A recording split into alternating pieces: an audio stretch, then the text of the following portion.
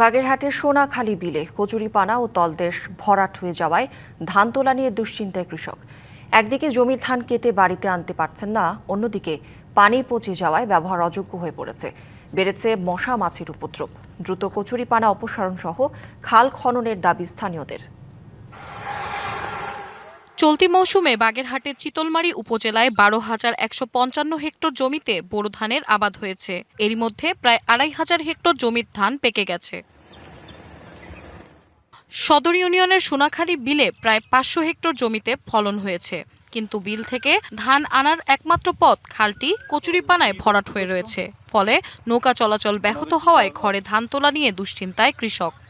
এত ধান আমাদের এলাকায় প্রায় ৫০০ একর জমির ধান আমাদের নেওয়ার এত সমস্যা হয়, যেরকম রাস্তা নেই সেরকম খালে কচুরিপানা। ধান খুব ভালো হয়েছে, কিন্তু আনার জন্য আমাদের নৌকা চলাচলের রাস্তা লাগবে। খালে ধাপের দিন আটকে গেছে। শিয়া বাটার ও ভিটামিনে সমৃদ্ধ লিলি বিউটি সোপ, তারুণ্যময় উজ্জ্বল ত্বকের জন্য। এছাড়া পচা পানির কারণে বেড়েছে মশা মাছির উপদ্রব। দ্রুত কচুরিপানা অপসারণ সহ খাল খননের দাবি এলাকাবাসীর। আমাদের রাস্তা খাল এত খারাপ, খালে কচুরি ভরা। আমরা বছরে ৪-৫ বার পরিষ্কার করি।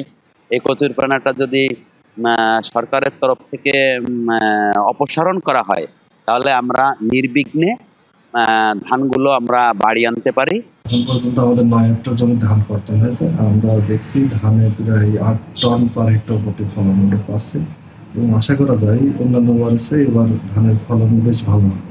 পরিবহন সমস্যায় ধান তোলায় ভোগান্তির কথা স্বীকার করলেন উপজেলা নির্বাহী কর্মকর্তা।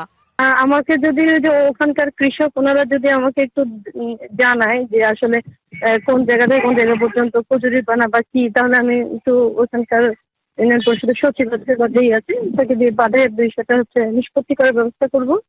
খাল খনন ও কচুরিপানা অপসারণে দ্রুত পদক্ষেপ নেবে কর্তৃপক্ষ, এমনটাই প্রত্যাশা স্থানীয়দের। DBC news desk.